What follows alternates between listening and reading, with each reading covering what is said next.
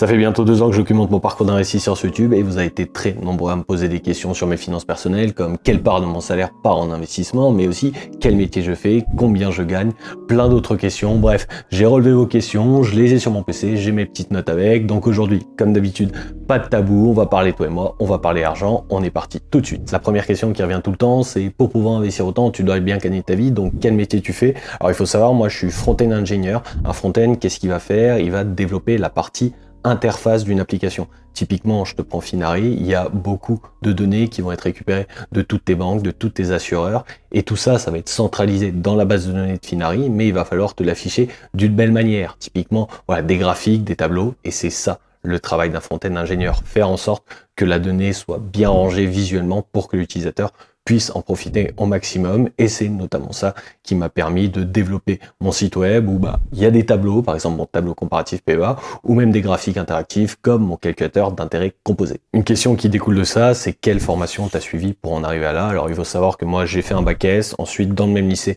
j'ai fait une prépa scientifique, PCSI, puis PC, et enfin j'ai intégré l'école Grenoble INP Felma, qui est à Grenoble comme son nom l'indique, et dans laquelle j'ai étudié principalement le traitement de l'image. Alors le traitement de l'image, ça consiste en quoi? Tout simplement à prendre une grille de pixels, une image, et en extraire de l'information. Typiquement sur une voiture Tesla, tu vas avoir des caméras un peu partout, mais de ces images, justement, il va falloir extraire où sont les piétons, donc par rapport à la voiture, où sont les lignes de la route pour rester bien dans l'axe, et aussi les panneaux pour respecter les règles du code de la route, tout simplement. Et moi, mon premier job, c'était en robotique. Donc ton robot, finalement, il fait des mouvements bêtes, gauche-droite, gauche-droite. Donc un bras robotique prend des objets d'un point A à un point B. Sauf que si tu veux lui mettre un peu d'intelligence, tu rajoutes une caméra pour savoir que, ok, le point A peut potentiellement bouger. Donc comment on chope cet objet en mouvement? C'était mon premier job. Et pour contrôler un robot, il y a besoin d'une interface pour lancer tout simplement le robot, voir les stats, l'arrêter. Et ça, on revient sur du développement front-end. Donc c'est comme ça que j'ai accroché au développement front-end. Et aujourd'hui, mon titre de poste complet, si on veut le dire, c'est ingénieur front-end en freelance. Et oui, je suis auto-entrepreneur. Donc ça me permet de travailler chez un client, avoir des revenus fixes et en parallèle, développer mon activité sur YouTube. Et pour finir sur l'aspect développeur, aujourd'hui, ça gagne très bien, oui, mais il y a une vraie menace, c'est l'IA, parce que l'IA est capable de coder, donc elle est capable de développer des features et te remplacer en tant que développeur. C'est pour ça que pour moi, le métier va énormément évoluer. Je le vois déjà bien aujourd'hui, mes collègues et moi-même, on utilise énormément l'IA pour un peu accélérer les développements, donc ça veut dire aussi derrière moins de recrutement.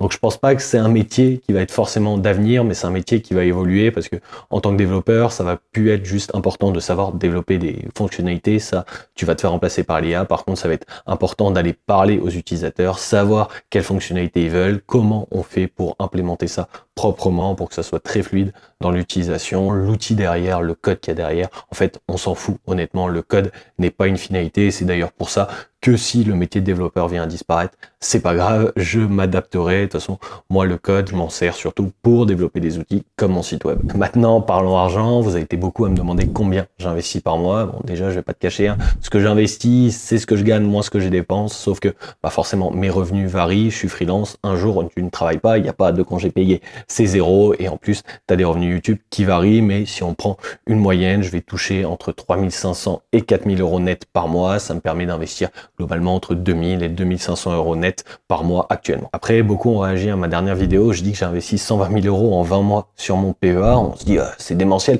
le mec investit 6 000 euros par mois, t'imagines le salaire? Alors, j'aimerais bien pouvoir investir autant par mois un jour, mais pour l'instant, c'est pas le cas parce que ça fait 2 ans que j'investis, mais ça fait pas seulement 2 ans que je travaille. Non, j'ai commencé à travailler en 2019, donc ça fait maintenant 7 ans que je travaille, que j'ai un salaire d'ingénieur, sauf qu'avant, l'argent, je mettais tout sur le compte courant, donc il y avait vraiment beaucoup de cash qui s'est accumulé. Et ça m'a permis d'injecter directement 50 000 euros sur le PEA. Alors, j'ai pas fait un lump sum directement sur un ETF, non. J'ai décidé, moi, d'investir cet argent sur 1 an et demi, d'étaler un peu pour pas avoir ce risque de se réveiller un matin et voir un moins 20% sur l'argent qu'on avait économisé pendant 7 ans. Mais bon, aujourd'hui, si on regarde mon PEA à 120 000 euros investis et mes assurances vie à 20 000 euros investis, si on réunit les deux et on reporte sur cette année, on peut dire que j'ai investi globalement 1700 euros par mois depuis le début de ma carrière professionnelle. Ce qui est dommage, c'est que cet argent, si j'avais su dès le début, en 2019, j'aurais pu commencer à investir progressivement et j'aurais certainement plus de croissance qu'aujourd'hui. Mais bon, plus facile à dire ça aujourd'hui qu'il y a 7 ans. Maintenant, parlons stratégie, on le met où cet argent? Parce que je te résume rapidement, si tu n'as jamais vu une de mes vidéos suivi patrimoine, Moi, ma technique est extrêmement ennuyante. J'ai 2 ETF, Nasdaq 100 et MSCI World, et je fais 50-50 dès que j'ai de l'argent à investir dessus. Et c'est tout. Personnellement, mon but avec un investissement, il est très simple. C'est soit de financer un futur gros achat, typiquement ma résidence principale, ou alors financer ma retraite, parce qu'on ne sait jamais ce qu'on va toucher avec le système actuel. Et donc, en fait, toute stratégie qui est un tant soit peu compliqué, ça ne m'intéresse pas. En fait, je n'ai pas envie d'analyser le marché pour essayer de gratter quelques pourcents. Je préfère prendre ce temps, ne pas l'investir sur de la recherche de marché et plutôt l'investir dans ma chaîne, l'investir sur le fait de faire grossir l'argent qui rentre dans mes comptes. Parce que si je fais de l'analyse de marché pendant des heures, je ne suis pas sûr d'avoir un rendement derrière. Par contre, si je fais une nouvelle vidéo, je suis sûr que je vais avoir des vues, je suis sûr que je vais avoir des abonnés et potentiellement derrière des affiliations. Et pour moi, je préfère donc passer mon temps sur comment faire grandir mes rentrées d'argent. Parce que toi, derrière ton écran, je suis assez persuadé que tu aurais plus à gagner à aller demander une augmentation à ton chef actuel, voire changer de job, tu changes de boîte, tu vas négocier une augmentation derrière, ou même développer une activité secondaire pour gagner plus d'argent, plutôt qu'essayer d'optimiser tous tes investissements, parce que ça, c'est des choses malheureusement que tu ne contrôles pas. D'ailleurs, si ça t'intéresse qu'on parle un peu salaire, comment l'augmenter, comment aller négocier des augmentations dans ta boîte ou ailleurs, fais-moi signe en commentaire, je ferai une petite vidéo dessus, moi c'est un sujet qui m'intéresse pas mal. Après, ma stratégie, elle n'est pas fixe non plus, je pourrais la faire évoluer, typiquement vous avez été beaucoup à mentionner un ETF Emerging Market, ajouter une ligne, c'est pas la mort, ça apportera la diversification, et d'ailleurs, vous avez bien raison, une fois que mon PEA sera rempli, je pense que ça sera la chose que je ferai via un compte titre. Ça me permettra de toucher à d'autres pays que les pays occidentaux et aussi commencer à m'éloigner un peu de la tech américaine, parce qu'aujourd'hui je suis quasiment all-in sur la tech américaine. C'est vraiment pas un truc que je recommande, mais moi j'ai envie de prendre ces risques parce qu'aujourd'hui je cherche surtout de la croissance. L'argent qui est sur mon PEVA, c'est de l'argent que je n'ai pas besoin. J'ai une épargne de sécurité qui est bien au chaude ailleurs. Après, il y a quelque chose d'autre qui est beaucoup revenu, c'est la fameuse bulle IA à laquelle je m'expose. Alors, il faut savoir, l'IA, c'est arrivé il y a même pas 5 ans et ça fait déjà plusieurs années qu'on nous parle d'une bulle IA. Pour moi, est-ce que les entreprises d'IA ne sont pas surévaluées? Peut-être que si, mais est-ce qu'on est dans une bulle? Ça, c'est beaucoup trop tôt pour le savoir. Malheureusement, une bulle, on ne le sait que quand ça pète. Moi, ce que je vois aujourd'hui, c'est juste que l'IA s'est démocratisée à une vitesse totalement phénoménale. N'importe qui que je connais ne fronce pas des sourcils quand je dis ChatGPT.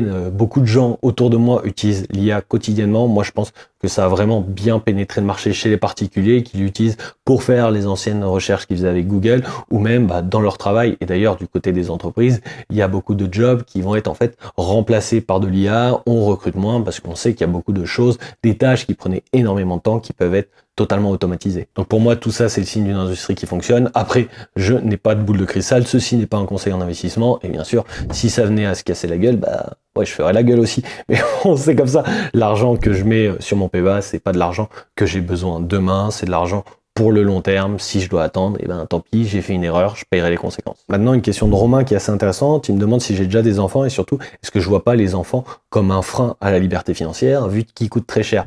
Écoute Romain, pour moi, c'est juste une question de priorité. Est-ce que tu préfères être libre financièrement ou avoir ta petite famille? Parce que personnellement, je vois tout simplement pas le but d'emmagasiner de l'argent si c'est pas pour en profiter avec mes futurs enfants et ma femme. Et tu vois, si on commence à se poser ce genre de questions, on va se dire, ok, il faut prendre l'appartement le plus petit, le plus moche, juste qu'il soit pas cher. Bon, personnellement, je préfère payer un peu plus cher pour avoir un peu plus de confort. Et aussi, on peut toujours se demander, est-ce que ça vaut toujours le coup d'aller dans des bars et des restaurants avec nos amis, parce que c'est assez onéreux ce genre d'endroit. Pour moi, c'est juste une question de priorité. Vraiment, je ne vois pas le but de sacrifier toute sa jeunesse pour pouvoir enfin vivre une fois qu'on sera en retraite anticipée. On peut commencer à vivre dès aujourd'hui, autant en profiter toute sa vie. Ensuite, on a Benoît qui me dit que Finari a commenté mon avant-dernière vidéo en espérant que ça me fasse un gros coup de pub. Oui, pour le coup, l'idée c'était justement qu'ils fassent mon suivi de patrimoine sur leur chaîne pour dire justement leur avis sur mes investissements. Pour le coup, on a fait un appel, on a convenu d'une date, mais ça fait 2 semaines que c'est silence radio. Bon, après c'est les vacances, on verra bien ce que ça donne, mais c'est clair que ça serait très cool. Alors maintenant, une dernière question que je trouvais assez sympa pour conclure. On a Isoka qui va nous demander, est-ce que d'abord toutes ces économies que j'ai pu injecter en investissement, elles viennent uniquement de mon travail? Alors ça serait ultra malhonnête de vous dire qu'en 30 ans j'ai jamais touché d'argent de ma famille, avec tous les Noëls, les anniversaires, les petits cadeaux, ma mère aussi qui investissait sur mon livret A. Ouais, c'est dur à quantifier, mais je pense que dans mon patrimoine, tout ça, ça doit peser peut-être 30 000 euros, ça fait 1 000 euros par an. Ouais, ça me semble pas vraiment déconnant. En plus, bon, l'avantage d'avoir des parents divorcés, c'est que t'as double Noël, double anniversaire. Donc ouais, on doit être autour de ça. Et tout le reste, par contre, vient de mon travail. Donc les salaires quand j'étais en CDI, les revenus en tant que freelance, que ce soit en travaillant chez un client ou les revenus YouTube, affiliation. Autre question, combien te rapporte aujourd'hui les liens d'affiliation des courtiers et plus généralement ton activité sur YouTube? Alors écoute, j'avais fait une vidéo en décembre dernier où je montre tout. Globalement, les chiffres ont un peu évolué. Mais tu auras l'idée, ça va être globalement autour de 1000 € par mois en ce moment, donc loin d'être assez pour en vivre, hein, surtout que faut pas oublier que derrière il y a l'URSSAF, il y a les impôts, hein, c'est 1000 € de chiffre d'affaires, hein, je peux vous dire que c'est pas facile quand même de vivre exclusivement de son activité en ligne, et c'est pour ça que j'ai mon job à côté, sinon vraiment là on aurait dû déménager, on aurait dû rentrer chez papa maman.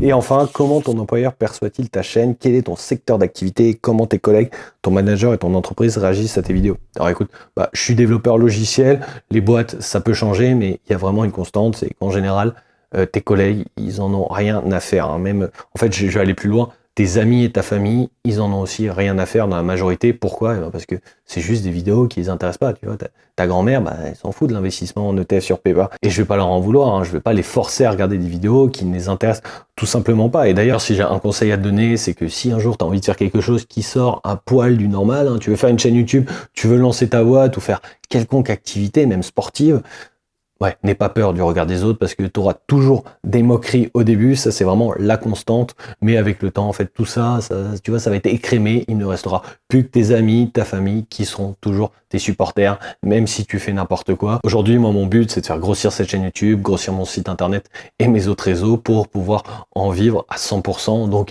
les quelques critiques, une ou deux remarques au boulot, ça, crois-moi que ça va pas changer la vie parce que souvent les gens qui te critiquent n'ont jamais rien fait derrière. Bon, avant que je parte dans un tunnel de développement personnel, on va s'en arrêter à là. Je crois que j'ai fait le tour. Merci à tous ceux qui ont posé des questions. En tout cas, on reste focus sur la même idée. On va remplir ce PEA avant de la fin de l'année si tout se passe bien. Après, je te montrerai mes prochains investissements qui seront sûrement sur compte titre, peut-être un ETF Emerging Market et toujours cette idée de faire grossir mon business en ligne pour avoir plus de revenus, pour être plus libre et à la fin indépendant financièrement avec une femme et des enfants et pourquoi pas un chien. Sur ce, je te dis à la prochaine. Ciao!